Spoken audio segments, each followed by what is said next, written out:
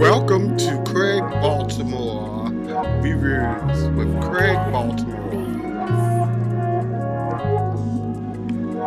This week, I will be discussing climate change due to the incoming system, the Nibiru system, which is changing our climate today and going to cause destruction in the end. Please enjoy.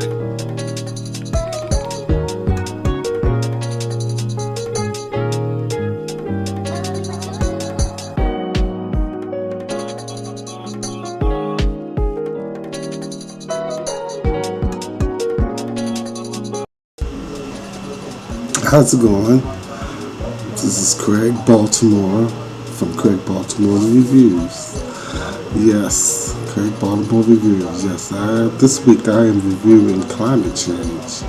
Climate change is very important because they're saying global warming, but we all know it's not global warming. My last video I talked about Nemesis, the star that appeared in Revelation that turned the waters bitter and red. Yes, so I am jumping off of that video and going a little bit deeper, explaining climate change. What they're saying is global warming, but we know it's not global warming. It's that star that is coming with its whole system, Nibiru. Look all this stuff up, it's very important. Because this star is supposed to have planets with people on the giants, the Nephilims. Look it up, it's in the Bible.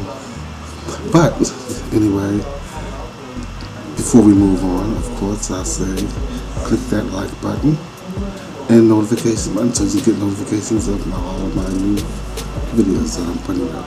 Yep, enjoy. Let's get into this video. Extreme heat, wildfires, flooding, melting ice, rising seas, devastating storms.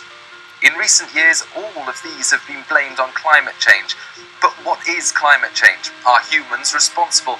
And what might the future look like? Here's what the science tells us.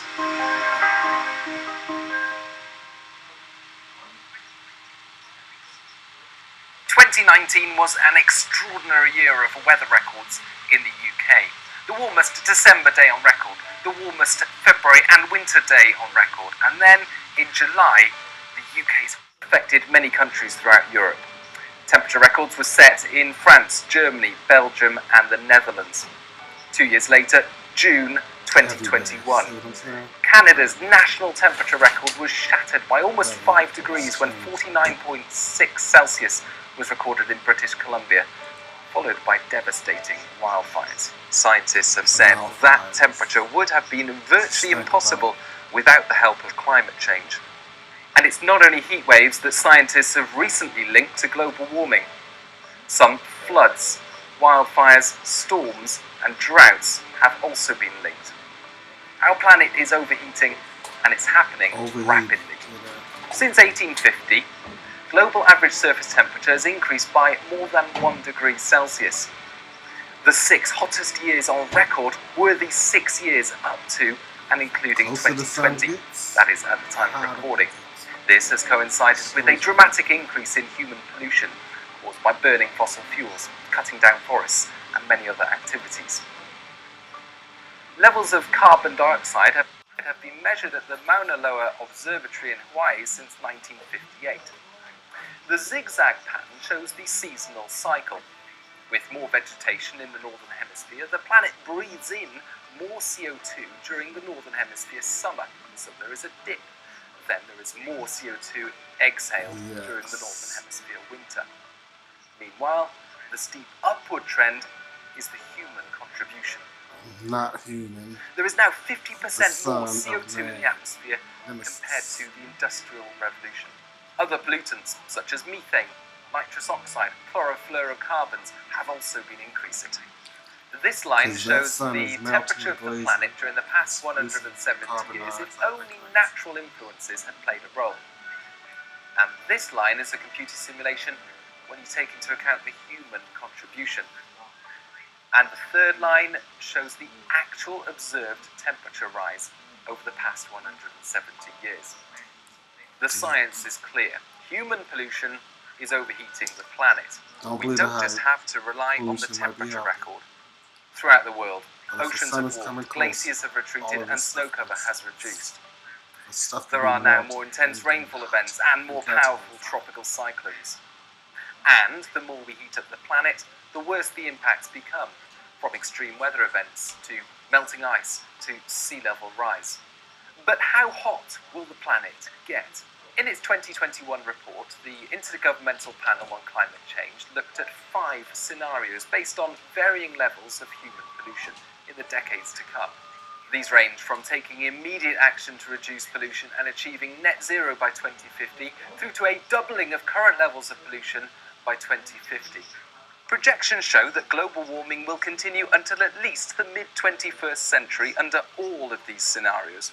But how much warming we see, especially later in the century, depends on our actions in the years to come. In the UK, further warming is also expected.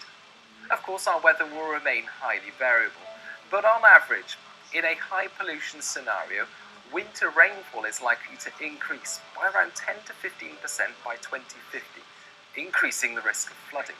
Summer rainfall, meanwhile, will decrease at around 15%, putting water supplies at greater risk. Warmer, wetter winters, hotter, drier summers. We already have an idea of what this would look like. February 2020 was the wettest on record. In 2019, the UK experienced its highest temperature on record, and 2018 was the UK's hottest summer on record. Now, 30 years ago, a summer like 2018 was very unlikely. It's now much more likely because of climate change. And by 2050, under a high emissions scenario, it's about as likely as not. To avoid the most catastrophic impacts of climate change, however, in 2050, the world came together in Paris to agree on a commitment to keep global temperature below 2 Celsius above pre-industrial levels. If the sun is coming close, there's nothing you aspire to keep it below 1.5 Celsius. However, there is some hope. If nations around the world come together to take immediate action to tackle pollution, then global warming during this century can be halted and maybe reversed. If you found this interesting, why not follow the Met Office on social media and subscribe to the Met Office YouTube channels for more weather and climate I hope content. you got the gist of it. Climate is changing rapidly.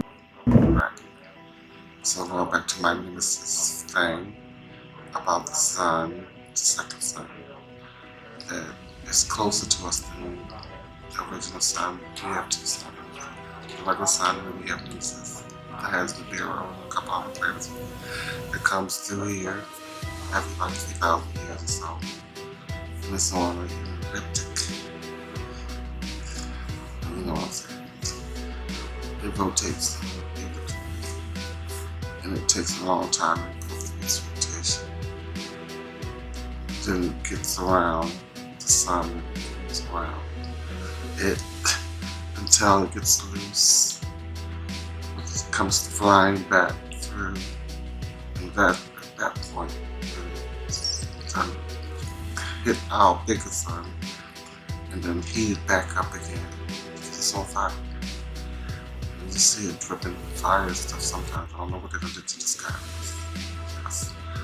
So you'll see it dripping a lot. It's a planet of hell.